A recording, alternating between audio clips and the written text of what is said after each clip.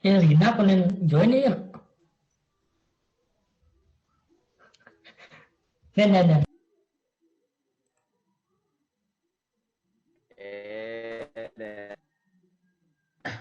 Baik teman-teman, terima kasih atas waktu yang diberikan kepada kami selaku kelompok 3 yang akan membawakan materi tentang kegiatan ekonomi dan hubungannya dengan mata kuliah kajian IPS DSD. Adapun seperti pepatah tak kenal maka tak sayang, maka perkenalkan, nama saya Gusti Ngurzambia Putra dengan NIM 2211031097 dan teman saya. Perkenalkan, nama saya Nyoman Triastiti dengan NIM 2211031106.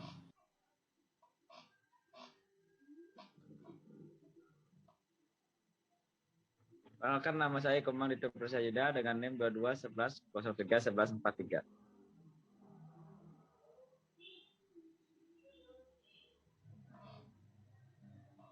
Perkenalkan, nama saya Komang Abdillah Marta dengan NIM 2211031222. Perkenalkan, nama saya Putu Lilis Ayu Artini, NIM 2211031082. Perkenalkan, nama saya Putri Jodiang dengan NIM 2211031073.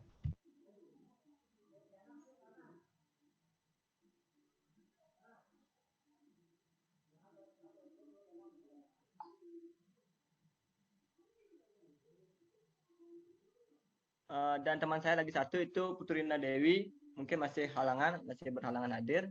Sebentar pasti akan join guys. Nah, ada materi yang akan kami bahas ini. Yang pertama pengertian kegiatan ekonomi. Namun yang diberikan tugas untuk kelompok kami itu hanya 2 sebenarnya, yaitu kegiatan ekonomi dan hubungan pekerjaan dengan bidang pekerjaan. Yang kedua itu kegiatan ekonomi dan hubungan dengan berbagai kehidupan sosial budaya. Tapi karena materinya cukup singkat, maka kami tambahkan lagi satu materi itu pengertian kegiatan ekonomi supaya lebih memahami tentang materi yang akan kita laksanakan selanjutnya. Baik, saya akan berikan kepada teman saya. Ya, terima kasih. Saya akan mempresentasikan kegiatan ekonomi. Kegiatan ekonomi adalah aktivitas yang dilakukan oleh manusia untuk memenuhi kebutuhan hidupnya yang berupa barang atau jasa yang terkait dengan produksi, distribusi, konsumsi barang dan jasa dalam suatu masyarakat atau negara. Selanjutnya.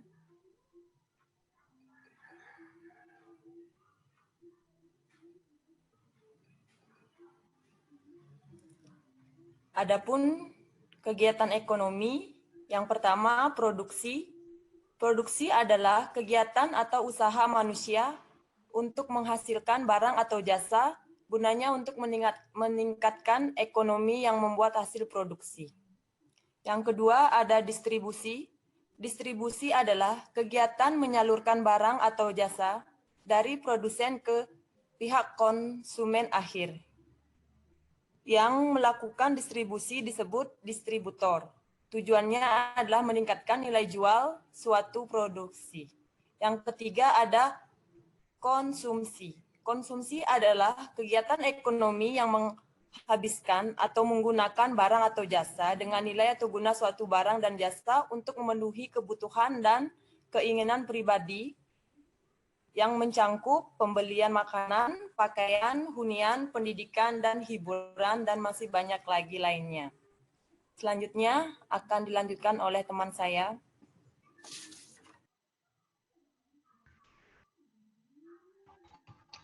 Nah, baik, di sini saya akan lanjutkan presentasi dari teman saya. Kegiatan ekonomi dibagi menjadi 3 sektor. Yang pertama, sektor primer. Sektor primer merupakan sektor utama yang berkaitan dengan industri, ekstraksi sumber daya alam yang berasal dari tanah.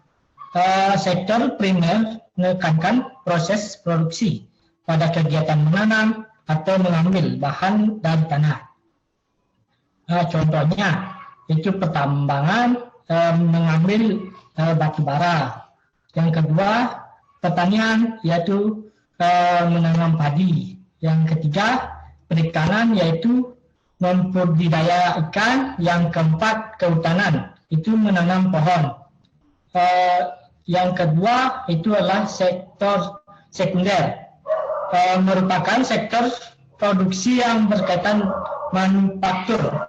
Adapun tiga contoh dari produksi sektor sekunder yaitu mengambil bahan mentah atau baku dari industri primer dan mengolah menjadi barang konsumsi. Contohnya produksi pangan. Yang kedua itulah mengolah kembali barang yang sebelumnya telah diproduksi oleh sekunder menjadi produksi baru. Contohnya produksi kendaraan. Yang ketiga itu mengolah kembali barang modal bekas untuk memproduksi barang konsumsi atau non-konsumen. Contohnya ban mobil yang tidak terpakai kembali menjadi barang lainnya. Yang ketiga itulah sektor tersier, merupakan sektor penyediaan layanan berupa jasa. Walaupun industri ini tidak menghasilkan barang terwujud, namun sektor industri ini menghasilkan banyak keuntungan. Contohnya itulah pedagang, jasa keuangan, pendidikan, kesehatan, dan pariwisata. Selanjutnya akan dilanjutkan oleh teman saya.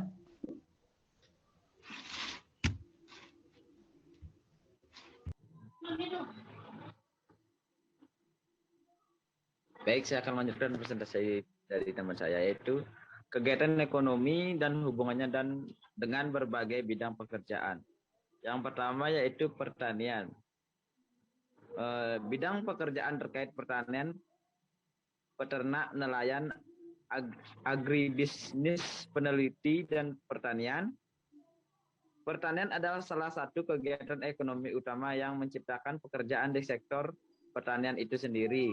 Ini juga mendukung pekerjaan di sektor agribisnis, penjualan alat pertanian, dan riset pertanian.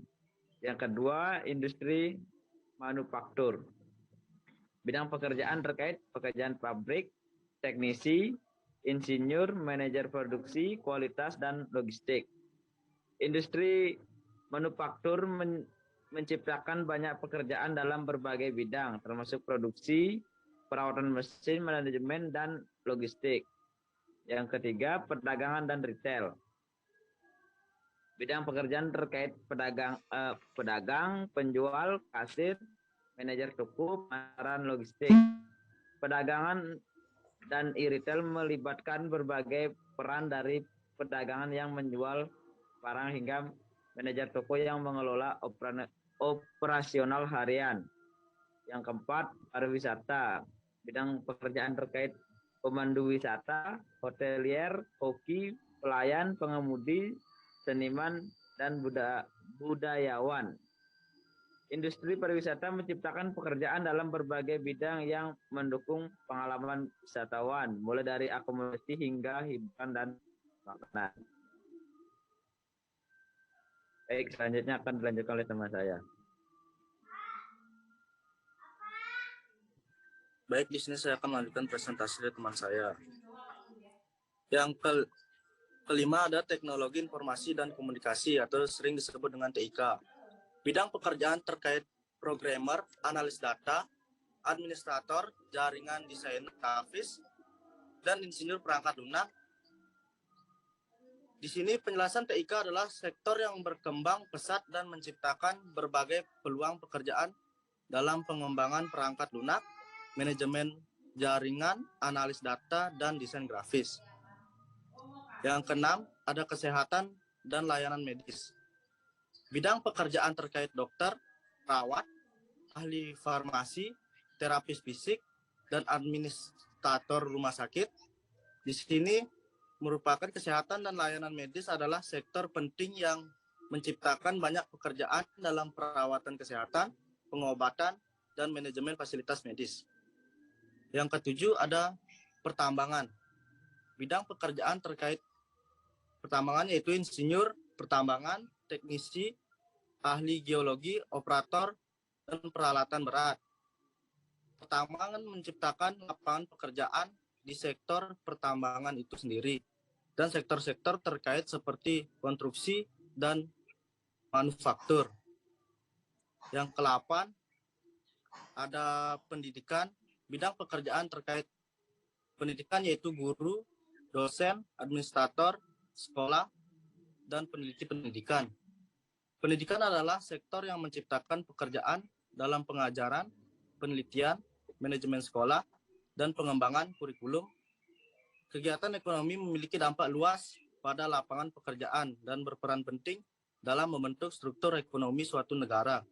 Ini juga memungkinkan keragaman peluang pekerjaan dan perluasan berbagai sektor ekonomi yang pada gilirannya mendukung pertumbuhan ekonomi dan kesejahteraan masyarakat. Baik, sekian dari saya, akan dilanjutkan oleh teman saya.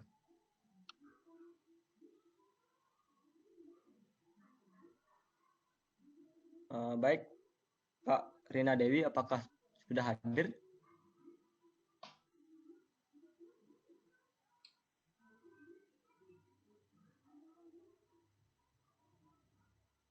Masih unmute, Kak?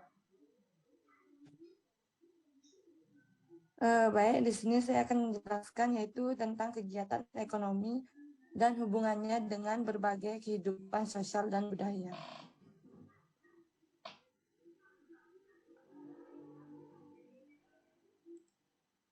Mengenai hubungan antara kegiatan ekonomi dengan kehidupan sosial dan budaya di lingkungan sekitar sehingga provinsi dapat lebih mendalam dengan melibatkan berbagai contoh.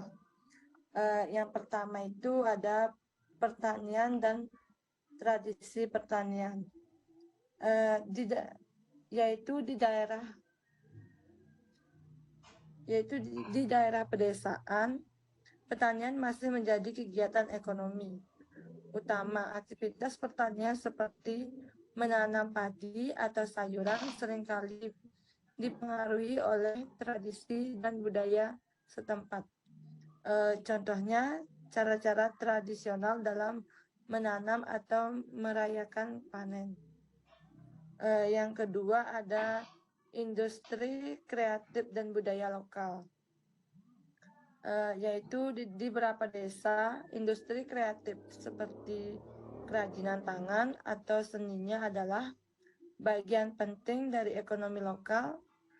Kegiatan ini mencerminkan warisan budaya setempat dan seringkali menjadi daya tarik wisata.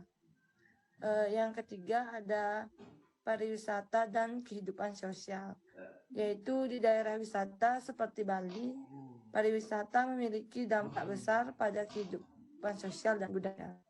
Masyarakat setempat dapat terlibat dalam bisnis perhotelan, restoran, dan petunjuk budaya untuk memenuhi kebutuhan turis. Yang keempat yaitu perdagangan dan keragaman budaya, yaitu di pusat perdagangan seperti pasar tradisional atau mall, berbagai produk dan makanan dari berbagai budaya sering tersedia. Ini menciptakan kesempatan untuk interaksi sosial dan pertukaran budaya. Yang kelima ada pertambangan dan dampak sosial, yaitu di provinsi yang memiliki industri pertambangan yang besar seperti Kalimantan Timur dengan tambang batu bara. Aktivitas ini dapat memiliki dampak besar pada kehidupan sosial. Yang keenam ada pertanian organik dan kesadaran lingkungan. Pertanian organik semakin populer di banyak daerah. Hanya tentang produksi pangan yang sehat, tetapi juga mencerminkan kesadaran akan lingkungan dan berkelanjutan yang menjadi nilai budaya dan sosial yang penting. Yang ketujuh ada pengembangan infrastruktur dan perubahan sosial, yaitu proyek-proyek pembangunan infrastruktur seperti jalan raya atau bandara baru dapat mengubah dinamika sosial dan budaya di suatu daerah. Misalnya membuka akses ke pasar baru dan menyebabkan perubahan dalam gaya hidup. Untuk materi selanjutnya akan dijelaskan oleh rekan saya.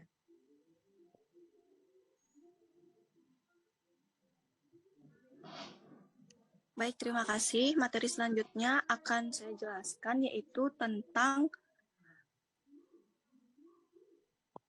next slide beli.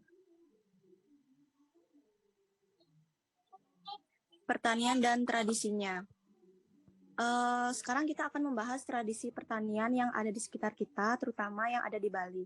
Kalau di Bali itu dikenal dengan nama Subak. Nah, Subak ini merupakan salah satu organisasi kemasyarakatan Bali yang secara khusus mengatur dan mengelola sistem pengairan sawah. Adanya Subak secara tidak langsung beririsan dengan pertanian dan kebudayaan lokal yang kental menyatu dengan masyarakat di Bali. Jika dilihat dari segi ekonomi, sistem Subak ini bisa membantu para petani dalam bercocok tanam secara berkelanjutan yang menghasilkan tanaman pangan terutama padi. Para petani padi diolah menjadi beras kemudian dijual sehingga para petani mendapatkan penghasilan. Selain itu, sistem Subak juga menjadi daya tarik wisata sehingga bisa meningkatkan pendapatan masyarakat lokal. Dengan adanya Subak, kita diajarkan tentang mengorganisasi sumber air sehingga kita dengan mudah belajar tentang sistem ekonomi. Nah, dari situ jelas ya kalau Subak ini berkaitan dengan ekonomi. Jadi intinya, Subak sangat bermanfaat sekali dalam bidang pertanian, khususnya bagi para petani dalam mengairi lahan pertaniannya, sehingga harus tetap dijaga dan dirawat untuk kesejahteraan petani maupun masyarakat. Next.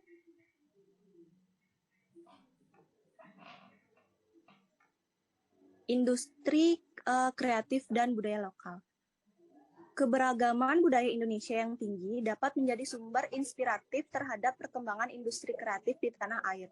Industri kreatif merupakan suatu proses menciptakan ide dan kreativitas yang dilakukan oleh individu maupun sekelompok orang untuk menghasilkan sebuah karya yang nantinya dijadikan produk ekonomi lokal. Dalam kebudayaan lokal yang ada disebut dengan kearifan lokal yang menjadi nilai-nilai bermakna, antara lain diterjemahkan ke dalam bentuk fisik berupa produk kreatif daerah setempat. Ekonomi kreatif tidak bisa dilihat dalam konteks ekonomi saja, tetapi juga dimensi budayanya. Ide-ide kreatif yang muncul adalah produk budaya. Oleh sebab itu, strategi kebudayaan sangat menentukan arah ekonomi kreatif di suatu daerah. Industri kreatif di Indonesia saat ini terus mengalami perkembangan, namun sangat disayangkan memang masih jauh tertinggal dari industri kreatif dengan kearifan lokal yang ada di dunia internasional yang telah merambah ke industri yang bersifat kekinian seperti perfilman, video game, fashion, dan masih banyak lagi. Berbeda dengan di Indonesia yang memang masih didominasi oleh produk berupa souvenir, merchandise, atau motif kain. Sudah seharusnya kebudayaan lokal menjadi inspirasi industri kreatif yang lebih maju dan memberikan dampak yang besar terhadap masyarakat Indonesia, bahkan dunia, baik untuk perekonomian nasional maupun sumber tren internasional. Dalam industri perfilman misalnya, masih sering muncul permasalahan tata aturan dalam penggunaan bentuk kearifan lokal sebagai bahan industri kreatif. Hal yang wajar sebetulnya, akan tetapi seharusnya dapat lebih dipercepat penyelesaiannya. Misal, karakter tokoh masa lalu yang dituangkan ke dalam film sering dianggap tidak sesuai karena cara berpakaiannya dan banyak lainnya. Tak hanya itu, permasalahan hak cipta juga sering membuat kemelut. Hasil kebudayaan masa lalu banyak yang dijadikan sebagai milik atas nama pribadi, padahal jauh sebelum itu merupakan milik bersama suatu kelompok ataupun etnis. Penciptaan karya yang terinspirasi dari hasil kebudayaan masa lalu seperti artefak, motif, ataupun arsitektur harusnya menjadi tujuan utama atau dalam artian adanya penciptaan bentuk yang baru dan tidak sama serta tidak menjiplak hasil kebudayaan masa lalu tersebut. Alih-alih menciptakan karya inovatif, kearifan lokal masa lalu justru banyak disalahgunakan untuk kepentingan pribadi. Beberapa hal tersebut yang menyebabkan banyak kalangan anak muda yang sedikit kesulitan dalam mengembangkan ide kreatifnya. Keberanian dalam mengelola warisan leluhur ini harus terus ditingkatkan agar banyak memberikan dampak yang luas, tidak hanya pada masyarakat lokal namun internasional, serta memberikan dampak ekonomi yang luas, sekaligus turut melestarikan warisan budaya. Pemanfaatan teknologi dan media massa kini secara kreatif juga sangat diperlukan untuk mempromosikan hasil industri kreatif tersebut. Baik, materi selanjutnya akan dijelaskan oleh rekan saya.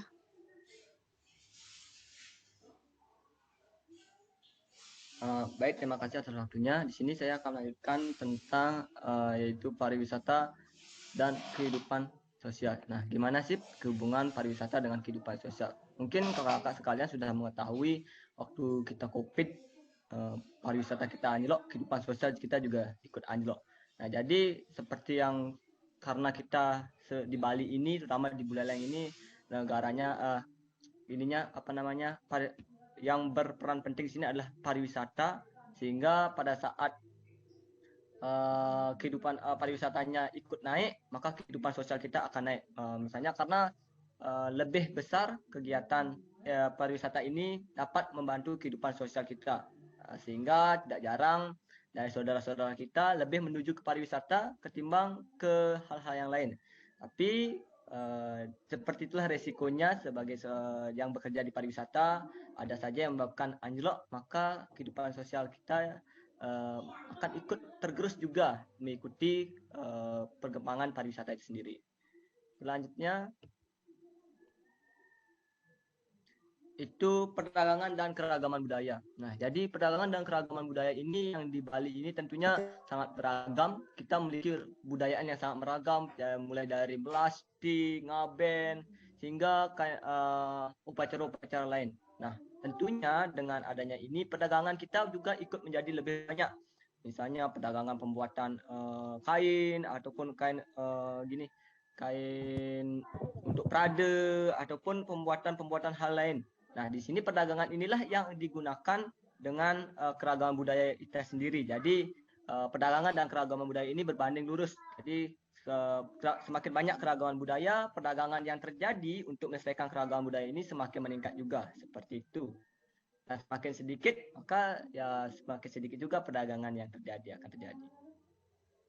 Selanjutnya itu pertanian organik. Nah, jadi pertanian organik ini sebenarnya lebih ke arah mungkin kita dilihat di sekitar kita banyak untuk saat ini masih ada beberapa yang tidak menggunakan pertanian organik, tapi saya lihat kebelakangan ini banyak yang sudah mengembangkan pertanian organik, misalnya menggunakan pupuk-pupuk yang terbuat dari bahan-bahan organik. Namun kalau di ini saya sendiri itu ada beberapa orang-orang atau yang istilahnya tukang pajak gitu, istilahnya tukang-tukang yang pohon mangga itu biasanya dia akan menggunakan bahan pestisida, yaitu untuk ini sebenarnya sudah dapat merusak lingkungan kita sendiri. Jadi dengan hal ini semoga meningkatkan kesadaran kita terhadap lingkungan. Semoga dengan ini juga dengan lingkungan yang bagus dan pertanian yang organik, maka kegiatan ekonomi kualitas yang dihasilkan pun juga ikut meningkat dari rasa maupun dari segi hasilnya itu akan lebih meningkat, lebih bagus, lebih original lah gitu ketimbang menggunakan bahan-bahan sintetis. Nah, jadi dengan itu kegiatan ekonominya kita, perdagangan, penjualan atau produsen, distribusi, konsumsi ini semakin meningkat yang ada di lingkungan kita. Selanjutnya perkembangan infrastruktur dan perubahan sosial. Mungkin kakak sudah lihat di gambar ini beberapa peresmian itu tentang shortcut ataupun di Besakih yang waktu ini infrastrukturnya diperbaiki. Mungkin yang saya bahas di shortcut dulu. Shortcut ini mungkin dengan adanya shortcut ini perubahan sosial yang terjadi mungkin sudah cukup banyak. Itu dengan adanya kembali lagi karena perkembangan infrastruktur ini berbasis jalan, maka yang lebih ditonjolkan di sana adalah pariwisata kembali. Karena dengan infrastruktur yang maju, pariwisatanya pun akan ikut maju juga beriringan dia. Jadi perubahan sosial yang terjadi di sana, maka akan banyak ada warga sekitar yang berbondong-bondong untuk menjajakan apa hasil dari kerja mereka. sehingga perubahan sosialnya di sana itu akan lebih meningkat, lebih kegiatan ekonominya lebih padat lagi. Sedangkan untuk di Besakih mungkin perkembangan gininya infrastrukturnya ini membuat juga hampir sama dengan gininya dengan tolnya gininya shortcutnya ini. Jadi lebih ke arah gininya, lebih ke arah perkembangan ekonomi dengan adanya perkembangan infrastruktur, perbaikan yang dilakukan oleh pemerintah akan membuat perubahan-perubahan yang lebih bagus tentang kegiatan ekonomi, sehingga kegiatan ekonomi yang akan kita lakukan menjadi lebih bagus dan lebih banyak yang mau berminat, sehingga perubahan akan menjadi meningkat, perubahan ekonominya akan meningkat dengan signifikan. Baik, itu saja yang dapat saya sampaikan dari kelompok 3. Selanjutnya kita lanjut ke presentasi kelompok 4 dulu nih. Setelah lanjut ke presentasi kelompok 4 baru kita akan melaksanakan sesi tanya jawab. Sekian, terima kasih.